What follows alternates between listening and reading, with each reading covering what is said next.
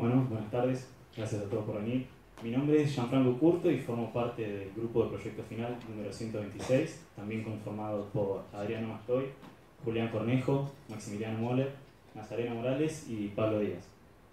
Y les vamos a presentar nuestro proyecto final de carrera, que consiste en la remodelación de la intersección entre la Ruta Nacional número 12 y la Ruta Provincial número 6.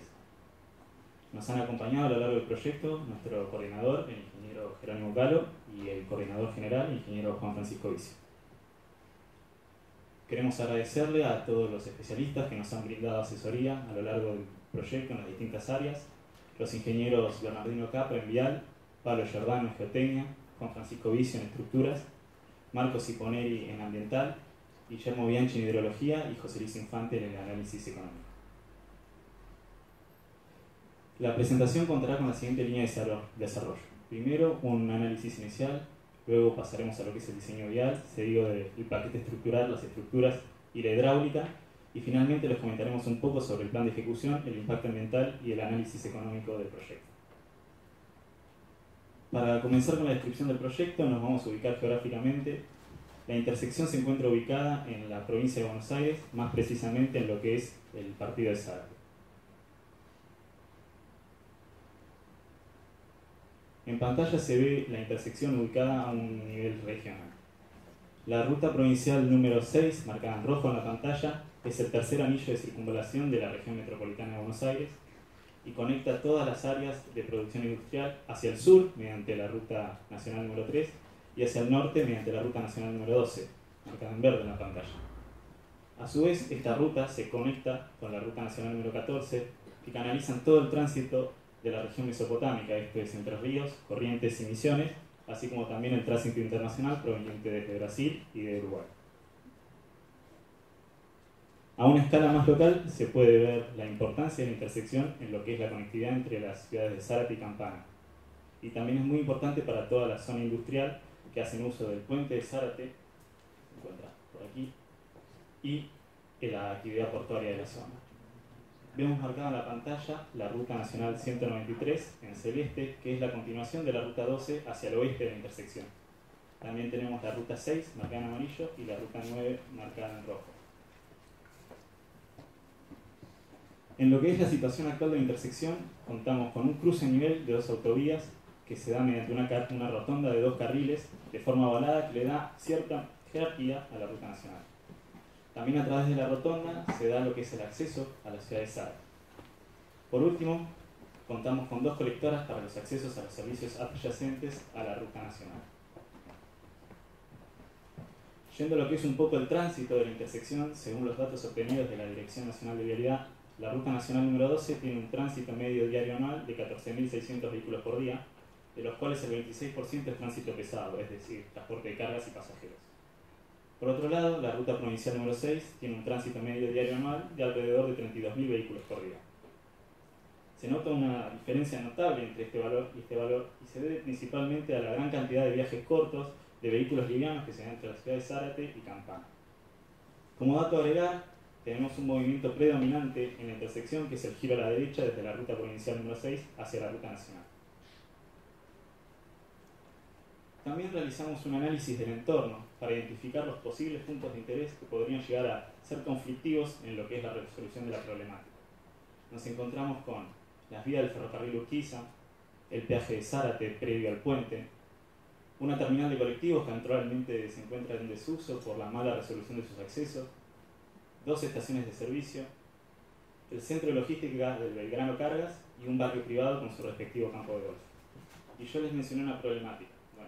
La problemática con la que nos encontramos y que fue por lo cual planteamos remodelar la intersección fue que vimos problemas de congestión debido a la baja capacidad y a los flujos de tránsito desordenados, problemas de seguridad debido a la falta de señalización y a la inexistencia de elementos para la circulación peatonal, y también vimos pavimentos muy deteriorados y accesos deficientes, como les dije, que comprometían severamente la calidad de servicio. Debido a esto, lo que hicimos fue seguir un proceso de selección en el cual propusimos unas alternativas, las evaluamos siguiendo un criterio para tomar una decisión final. ¿Y cuáles fueron los criterios que utilizamos? Bueno, fueron los aspectos que consideramos más importantes a la hora de la remodelación. La capacidad y la jerarquía de la intersección, considerando el volumen de tránsito y dando una prioridad de circulación a la ruta nacional. la seguridad y la sencillez, de manera de tener maniobras más simples, menores puntos de conflicto y una mayor visibilidad y claridad en la intersección, y por supuesto economía y rapidez, que los tiempos de ejecución y los costos de la construcción fuesen los menores posibles. Dado esto, propusimos tres alternativas. La primera fue una puesta en valor de la rotonda actual, con ventajas como la facilidad de ejecución, menores costos, pero que implicaría que la ruta nacional no tuviese la jerarquía suficiente y menos aún la capacidad para los volúmenes de tránsito que habíamos visto previamente. Y luego planteamos dos alternativas con separación de niveles. La primera fue una rotonda con un cruce sobre nivel, en la que se planteó elevar la rasante de la ruta nacional, dándole una mayor capacidad, menores puntos de conflicto y una mayor jerarquía, pero esto implicaría por supuesto mayores costos y mayores plazos de ejecución. La tercera alternativa planteada fue una rotonda con puentes elevados. Contaría por supuesto con ventajas similares a las de la alternativa anterior, mayor capacidad, menores puntos de conflicto, pero tendría una diferencia significativa en lo que es el diseño, ya que implicaría curvas verticales seguidas de curvas horizontales que podrían llegar a significar maniobras menos seguras para el tránsito. Con estas tres alternativas en mente, lo que se hizo fue realizar un análisis multicriterio en el cual se le asignó un puntaje ponderado a cada alternativa con un valor de 1 a 5, donde 5 es el valor más alto, para cada aspecto evaluado.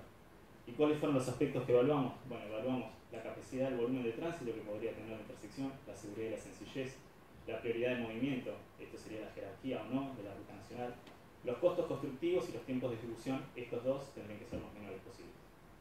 Como ven en el gráfico, el análisis se arrojó como resultado más conveniente con un valor de 72, la alternativa número 2, el cruce sobre nivel. Esta alternativa, que fue la más viable, fue en la que basamos nuestro proyecto y es la que pueden ver en pantalla.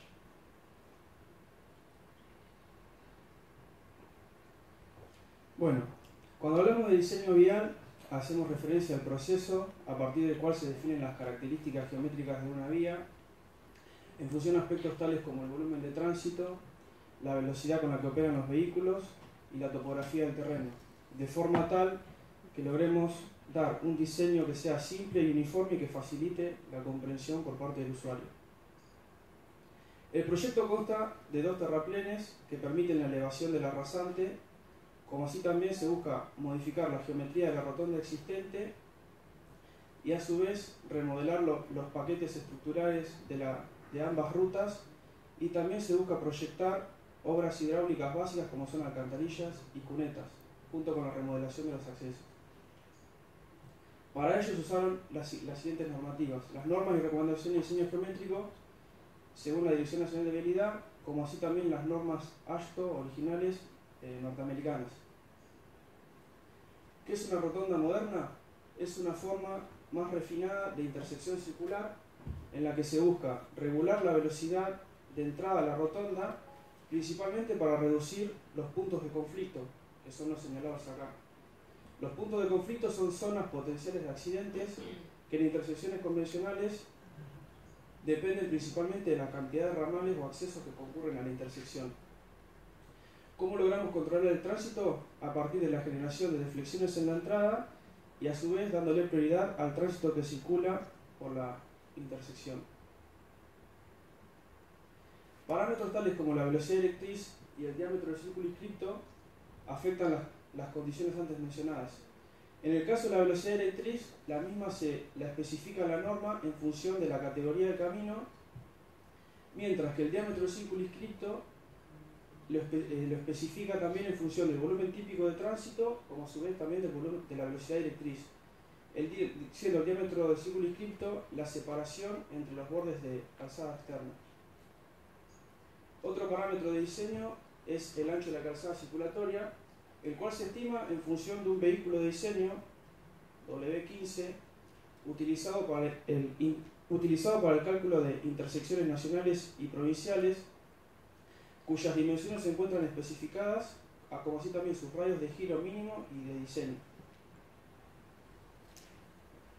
Una vez definidos los parámetros anteriores, restaría definir el ancho de entrada, que es la separación medida perpendicularmente entre el borde externo de la calzada y la cara interna de la isleta partidora, Dicho ancho define la capacidad de la isleta o de la intersección.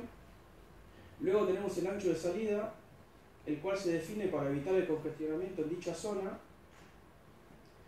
La isleta central, que es una zona elevada en torno a la cual podrá circular el tránsito interno a la intersección.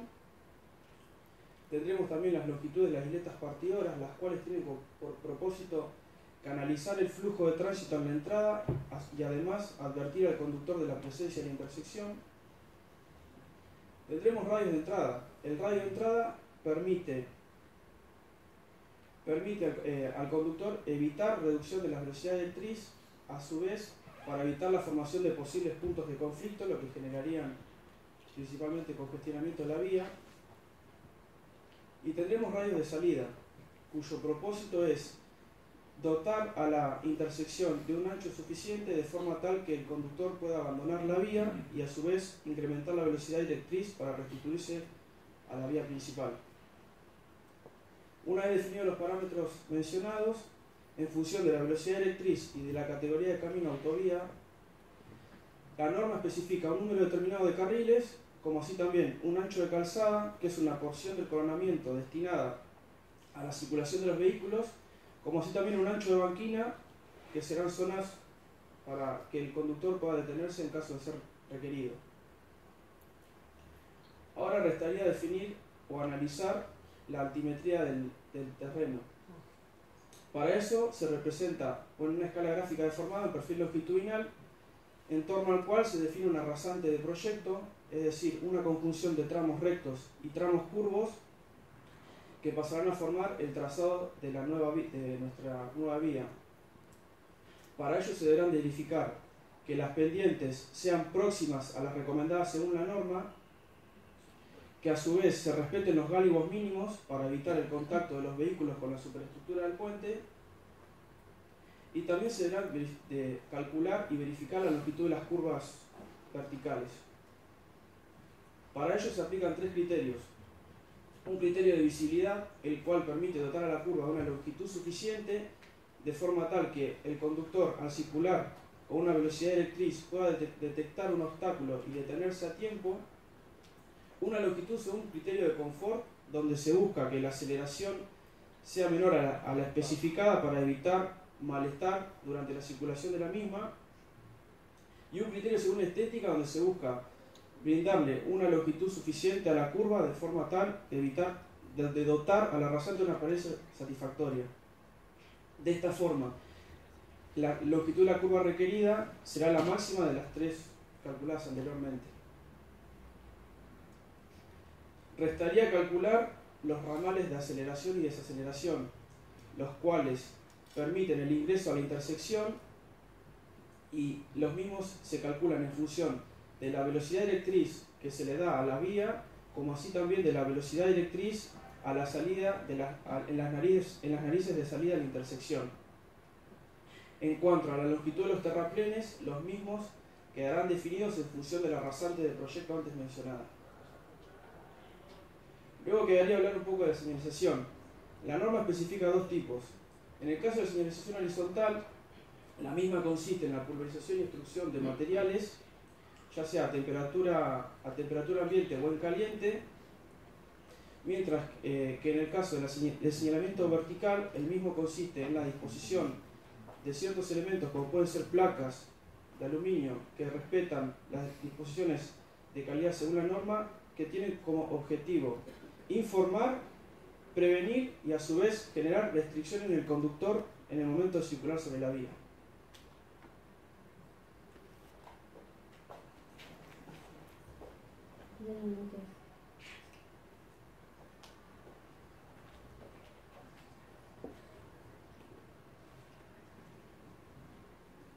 Para el diseño del paquete estructural, o lo que conocemos como el pavimento que vamos a utilizar en la obra, nos basamos en estas dos publicaciones: la guía para el diseño de estructuras de pavimentos de la ASTO y el manual de diseño y construcción de pavimentos de hormigón del Instituto de Cemento Portland, Argentina. El diseño tendrá como partida la definición de estos tres aspectos: En primer lugar, las solicitaciones, o sea, la carga que va a llevar el pavimento, que va a depender de la cantidad de vehículos que circulen durante la vida útil y del tipo de vehículo. En segundo lugar, la calidad de la subrasante, que debe brindar el apoyo al pavimento, que se va a determinar mediante un estudio de suelos. Y por último, debemos definir qué tipo de pavimentos vamos a utilizar. Si un pavimento flexible de asfalto o un pavimento rígido de hormigón, ya que los métodos de diseño y el periodo de diseño difieren para cada uno. Para obtener el volumen de tránsito partimos de los datos obtenidos de la Dirección Nacional de Vialidad y de la Dirección de Vialidad Provincial, de la cual extrajimos el tránsito medio diario anual de cada ruta y su clasificación vehicular. Podemos ver en el gráfico que el 75% aproximadamente son vehículos livianos, autos y camionetas, y el 25% restante son vehículos pesados. A partir de esto definimos un criterio representativo para asignar el volumen de tránsito a cada sector del proyecto. Por ejemplo, para la rotonda consideramos que el 30% de las vías afluentes circulan por ella. Hasta acá obtenemos el tránsito anual de la situación actual, pero nosotros necesitamos el volumen de tránsito durante todos los años de la vida útil. Por eso consideramos que el tránsito sufre un crecimiento en el tiempo debido a factores socioeconómicos como el crecimiento normal de la población, el aumento del acceso a la movilidad y el desarrollo industrial, y factores ligados a la nueva infraestructura que van a significar para los usuarios la posibilidad de realizar viajes más cortos, seguros y cómodos. Consideramos para este proyecto tasas de crecimiento para el tránsito de pasajeros de 2,5% y para el tránsito de cargas 1,5%, y el periodo de diseño para el pavimento flexible de 15 años y para el pavimento rígido 25 años.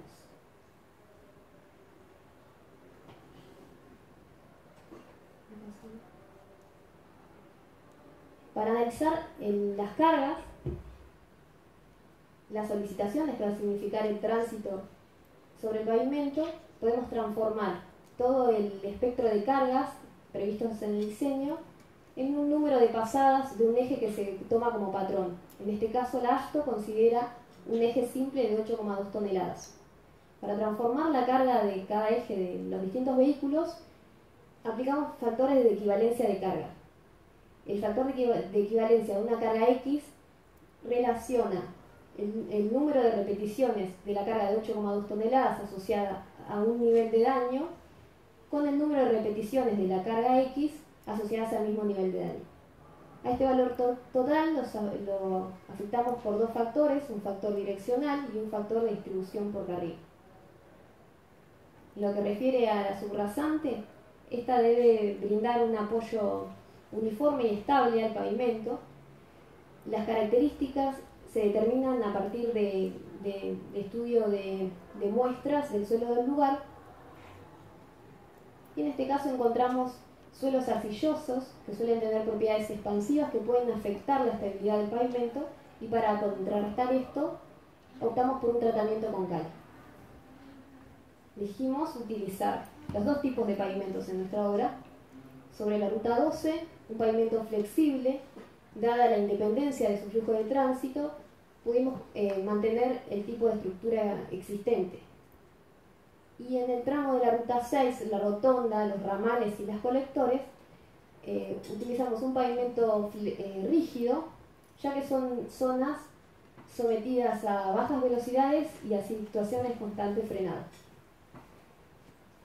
Para el pavimento flexible utilizamos el método de diseño de la ASTO 93, en el cual encontramos un número estructural necesario del paquete, de tal manera de mantener el pavimento en un nivel de serviciabilidad característico de la vía frente a la cantidad de cargas previstas.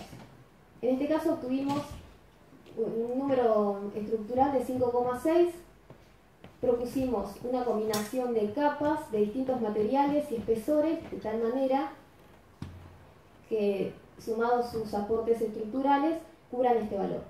Obtuvimos el esquema que tenemos en pantalla, en el cual tendremos un recubrimiento con suelo seleccionado de 30 centímetros, una subbase granular compuesta de materiales de distinta resistencia de 40 centímetros, una base de concreto asfáltico de 10 centímetros y una carpeta de concreto asfáltico de 5 centímetros. El método constructivo consiste en el relleno con suelo seleccionado, compactación a través de un rodillo de pata de cabra y perfilado la subrasante, luego se extiende y se compacta la subbase granular, se coloca en caliente mediante una pavimentadora la mezcla de concreto asfáltico, se la compacta con un rodillo neumático y un rodillo liso, se ejecuta un riego de liga y se repite la operación para la carpeta asfáltica. Para el pavimento rígido utilizamos también el método de diseño del ASTO 93, pero esta vez obtenemos el espesor de la losa para la cantidad de cargas previstas. Esta relación va a depender de las características del hormigón, de la calidad que utilicemos, de la base, que en este caso optamos por una base de suelo cemento de 15 centímetros de espesor, y de las propiedades mecánicas de la subrasante. Obtuvimos así el esquema que vemos en pantalla: la subrasante tratada con cal, la base de suelo cemento de 15 centímetros y la losa de hormigón de espesor variable dependiendo del sector de entre 20 y 25 centímetros. El método constructivo en este caso consiste en el escarificado, la remoción del material de la subrasante, la adición de cal, luego la compactación y perfilado de la subrasante mediante una motoniveladora, la colocación y distribución del material del suelo cemento, controlando el nivel de humedad mediante un camión regador. Se instalan los encofrados y los pasadores y las barras de unión para la losa de hormigón, se hormigona y luego se ejecuta el aserrado de juntas y relleno de juntas de hidratación.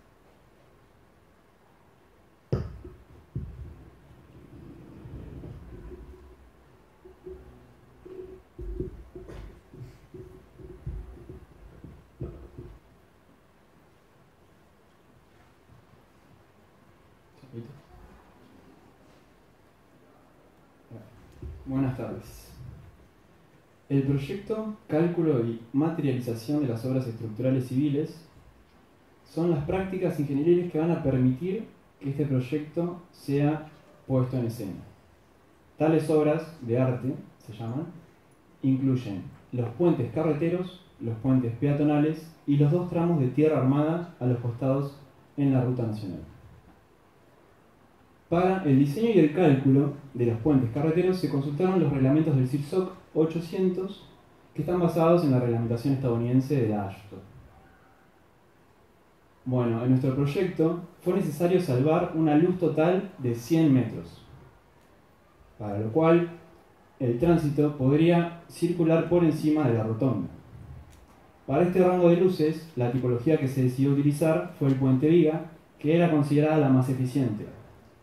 Se decidió construir 2 puentes, uno por cada sentido de circulación, por una razón de reducir los costos económicos y constructivos que implicaría un puente de gran ancho y los efectos desbalanceados del tránsito circulando por un solo sentido, ¿no? Y bueno, la disposición final fue de 3 tramos de 30 metros y la superestructura se elevó 5 metros 10 para permitir el gálibo requerido por norma.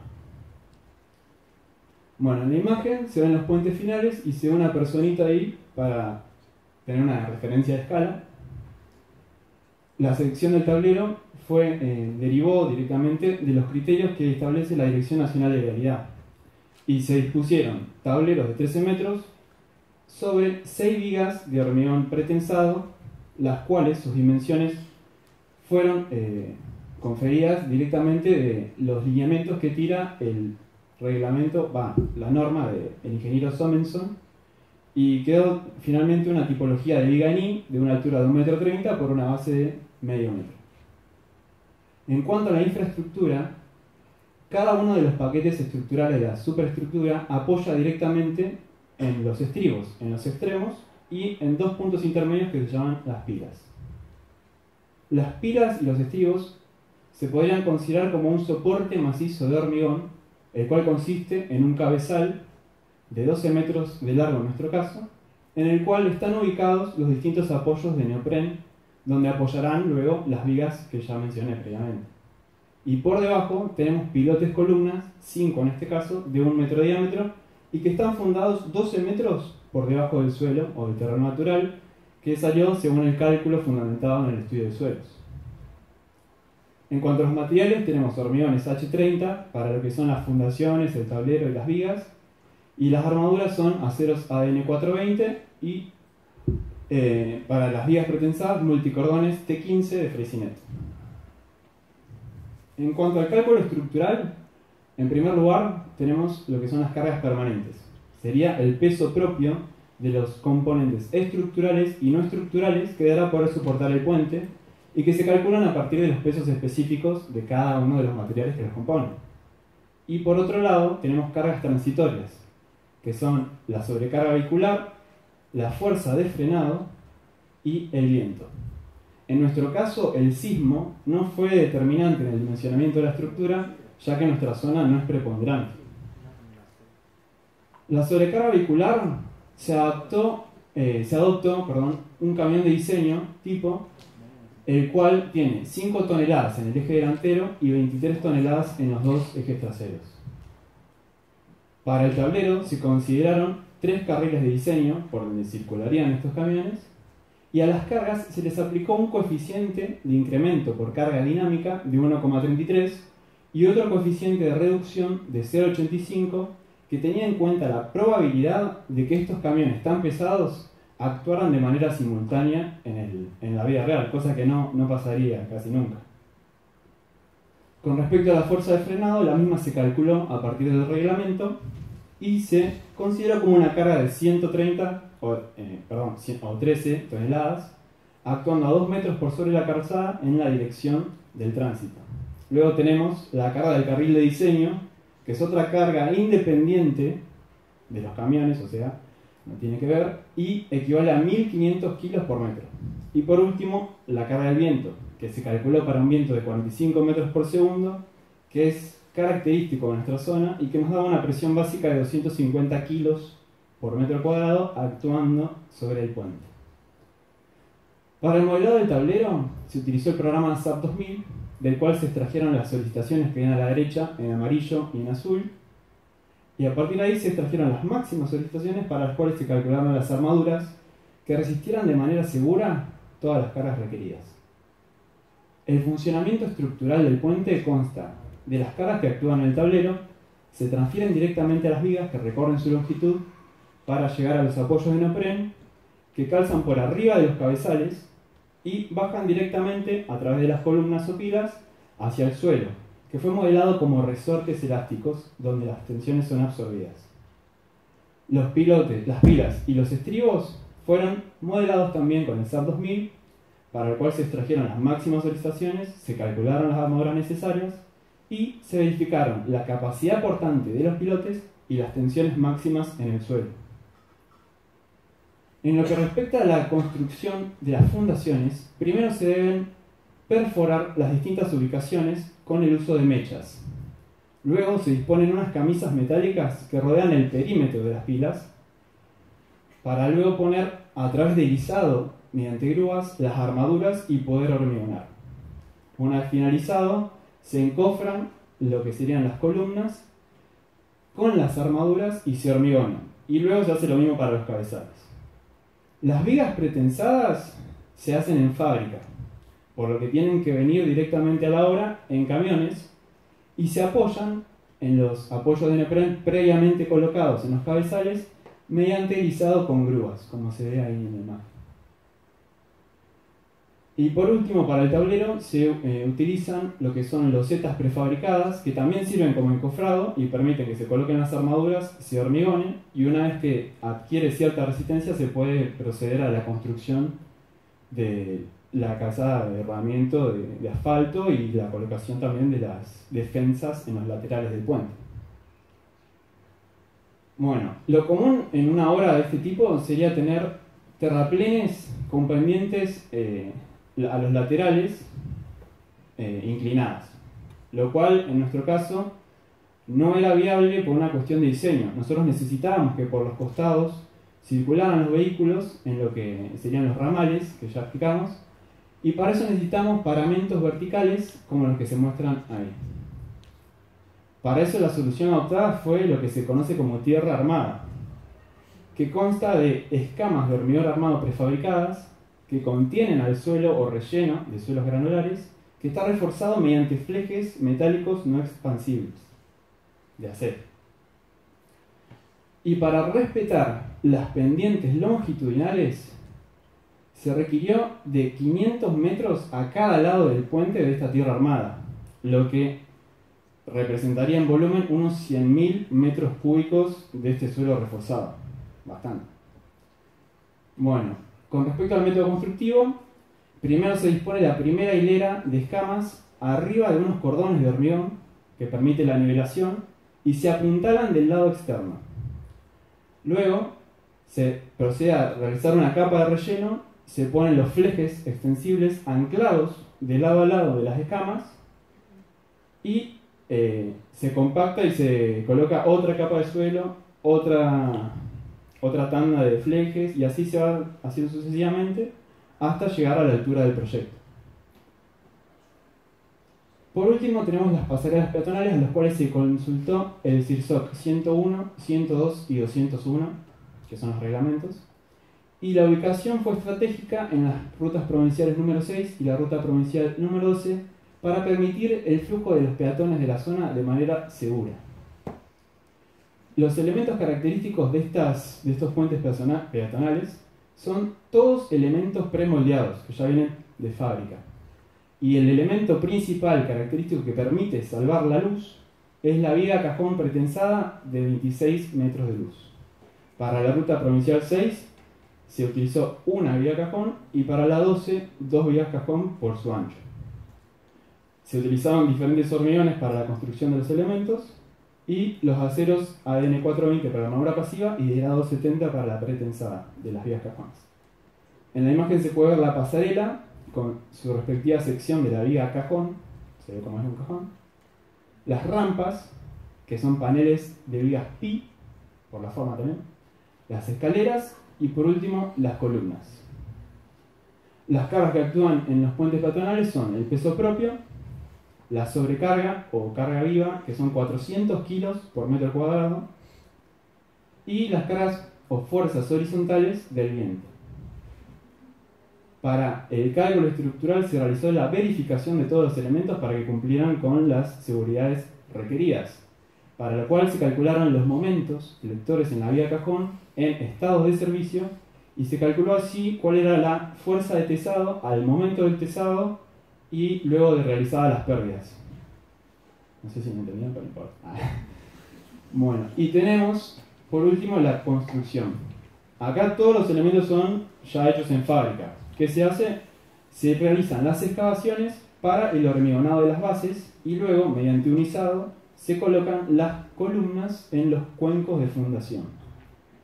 Luego se disponen las pasarelas, las escaleras y por último se iza, mediante grúa también, las vigas cajones ya verificadas y construidas en taller. Por último, se terminan de poner las barandas y ahí estaría el puente peatonal.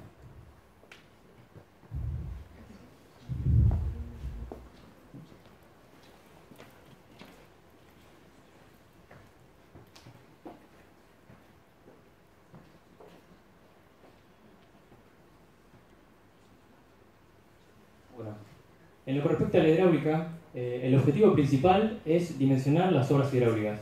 Estas obras hidráulicas, en este caso, son las alcantarillas y las cunetas. En principio, lo que se realizó fue un análisis hidrológico. ¿Qué significa esto? Es un análisis de las precipitaciones de la zona. Se obtuvieron datos de una estación pluviométrica ubicada en Villa Ortúzar, capital federal, en donde Analizando estas precipitaciones se puede llegar a explicar su comportamiento a través de una fórmula exponencial que vincula la intensidad con la duración y tres coeficientes A, B y C que dependen de la recurrencia del proyecto. La recurrencia del proyecto se utilizó 25 años para el dimensionamiento y para su verificación 50 años. Aquí se puede ver en el gráfico una curva de intensidad, duración y recurrencia que vincula las tres variables antes nombradas. Luego se realizó un análisis hidrográfico, es decir, un análisis del terreno, el cual se utilizó el programa Global Mapper, importando planchetas topográficas brindadas por el Instituto Geográfico Nacional. Se las trabajó con el programa y se logró un plano como el que se observa en la figura, con un gradiente de colores que indican elevaciones del terreno. Se puede observar la zona del proyecto, marcada con rojo, que se ubica en una zona alta. Una vez analizado el relieve, estamos en condiciones de trazar los límites de la cuenca. Este análisis de la cuenca es un análisis general. La cuenca tiene subcuencas en el interior que corresponden a puntos de control que nosotros seleccionamos, puntos estratégicos para su análisis. Para el cálculo de caudales se utilizó el método racional generalizado. Este método lo que hace es vincular el caudal con parámetros característicos de la cuenca y la intensidad. La intensidad se encuentra en relación del tiempo de concentración, en función del tiempo de concentración. Este tiempo de concentración, de acuerdo este tipo de concentración, como se trata de cuencas pequeñas, se lo estima con una expresión propuesta por el SCS, que es la que se puede ver en pantalla. Esta expresión tiene como parámetros la longitud, un número de curva asignado y la pendiente. Luego lo que se hizo fue un análisis detallado de las subcuencas, pero del proyecto en este caso, a otra escala, a una escala menor. Se fijaron puntos de control que coinciden con la ubicación exacta de las alcantarillas para analizar qué subcuenca aportaba a esa alcantarilla, es decir, qué caudal tendría esa alcantarilla. Una vez obtenidos los caudales, se verificaron las alcantarillas con el programa HI8. Tenía que cumplir tres condiciones: que la velocidad de salida sea menor a 3 metros cúbicos sobre segundo para que no comprometa la integridad de la alcantarilla, que la velocidad de salida también sea mayor a 0,6 metros cúbicos sobre segundo para que no ocurra una sedimentación, y que la carga de cálculo sea menor que la carga de diseño. Estamos hablando de que de la altura del agua no supere la capacidad que puede soportar la alcantarilla. En resumen, se puede decir que en el programa tuvimos datos de entrada, como son las características de la cuneta, características de la alcantarilla, y como dato de salida tuvimos la velocidad de salida y el tirante que se utilizaron para verificar las condiciones anteriores. Para el cálculo de las cunetas se utilizó también el mismo método, solamente que con una recurrencia de 10 años. Esto se realizó porque son obras de menor envergadura. De acuerdo a las características del escurrimiento, se pudo aplicar la expresión de Chess-Manning. Esta expresión tiene el caudal en función de un radio hidráulico, un área transversal, una pendiente y un coeficiente. Se verificó que el Q de diseño, el caudal de diseño de 1 metro cúbico sobre segundo, sea menor que el Q erogado, o sea, el Q que puede soportar la cuneta. Las medidas aplicadas, las medidas adoptadas finalmente se pueden observar en la pantalla. Luego, respecto del plan de ejecución, lo que se intentó es que en ningún momento, en ninguna de las etapas constructivas, el tránsito se vea interrumpido completamente. En la etapa 1 está planificado la instalación del obrador en el cuadrante superior izquierdo. El obrador cuenta con un lugar de espacio para acopio de materiales, también para guardar herramientas, cuenta con servicios sanitarios para los obreros y también con una unidad de vigilancia. Luego se procede a la demolición de las isletas partidoras y centrales de la rotonda y posteriormente al retiro del alambrado existente, cuidando que haya el menor desperdicio. En la etapa 2 se construye la rotonda proyectada más las isletas partidoras, ya que la proyectada era menor que la actual y coincidía prácticamente con su eje. En la etapa 3 se realiza la demolición y la ejecución del tramo noreste de la Ruta Nacional 6. Para no interrumpir el tránsito, lo que se hizo fue ocupar el carril interno del tramo oeste, también de la Ruta Nacional 6. Luego se ejecuta una circulación provisoria de lo que es la rotonda. En la etapa número 4 se ejecuta la demolición y ejecución del tramo oeste, el cual había sido ocupado, y también se realiza una ocupación de carril interno del lado oeste.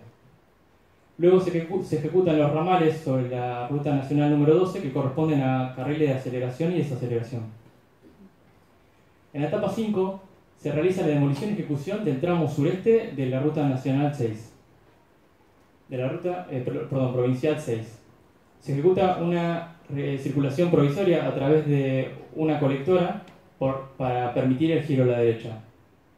También se realiza la ejecución de los accesos, como lo es el acceso a la terminal, a las estaciones de servicio y al Belgrano Cargas, junto con las obras hidráulicas que son las alcantarillas. En la etapa 6 se realiza la demolición completa de la Ruta Nacional número 12.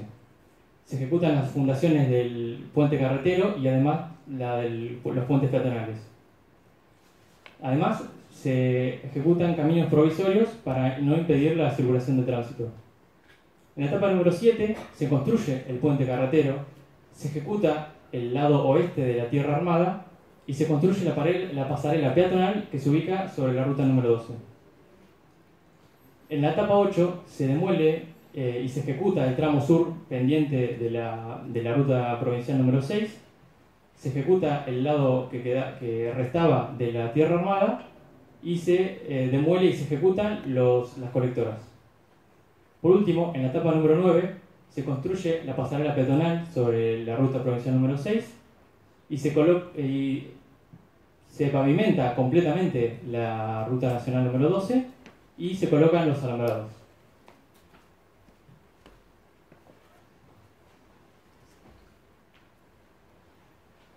Buenas. Bueno, el estudio de impacto ambiental es un análisis técnico que se desarrolla mediante un grupo interdisciplinario de profesionales. Este busca predecir los posibles impactos que tenga la obra sobre el medio ambiente.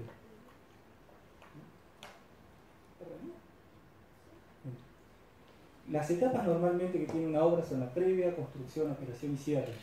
En este caso vamos a considerar la etapa previa debido a que es una obra de remodelación, y la etapa de cierre no la vamos a considerar ya que las obras viales no suelen finalizar su vida útil, sino que estas o se renuevan o se abandonan. Por lo tanto, las únicas dos etapas que vamos a tener en consideración son la de construcción y operación, aunque la de operación no la tendremos en cuenta ya que esta, al diseño buscar una mejora notable en las funciones actuales de la obra, va a opacarnos lo que es la etapa constructiva. En toda construcción podemos esperar que hayan ruidos, molestias, demoliciones, pero estos no son los efectos que tenemos que evaluar. Tenemos que evaluar cada acción de la etapa de construcción según los factores ambientales. Estos se van a hacer mediante tres criterios. El criterio de extensión, que es cuánto afecta el efecto dentro del área de la obra en relación a la obra total, su duración y si es posible revertir el efecto. Esto se le va a aplicar un valor desde menos 5 como un valor negativo hasta más 5 como positivo con una escala de colores. Con esto vamos a realizar lo que es una matriz de Lopol, el cual es uno de los sistemas más fáciles para evaluar el impacto ambiental, donde podemos ver, por ejemplo, que en el movimiento de maquinarias respecto al suelo tenemos un impacto negativo. Así se hace con todos los valores. Luego se hace una suma de todos los valores negativos, todos los valores positivos, teniendo un valor final. Podemos ver que el valor es chico, o sea, si hubiésemos tomado en cuenta la operación, este valor hubiese pasado imperceptible, hubiese sido imperceptible. Tenemos tres factores que serían principalmente afectados: el tránsito vehicular, el suelo y en menor medida el aire. Para ello vamos a tomar medidas para mitigar dichos efectos.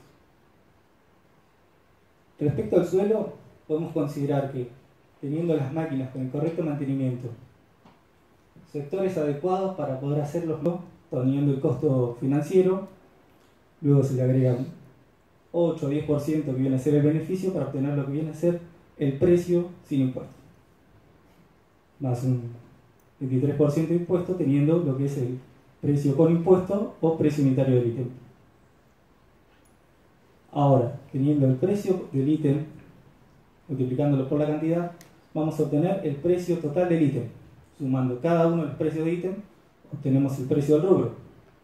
Acá tenemos todos los precios de los distintos rubros, que a su vez nos da lo que es el precio total de la obra. El costo de cada uno de estos rubros en relación al precio total es el porcentaje de incidencia de dicho rubro. Podemos ver que el pavimento tiene un 35% y que sumando el rubro de pavimento, movimiento de suelo, tierra armada y puente, tenemos un 85% del costo total de la obra. El plan de inversiones o desembolso se hizo dándole prioridad a lo que es el plan de trabajo. Es por ello que los desembolsos mensuales no son constantes, pero a su vez no superan en ningún momento el 10%.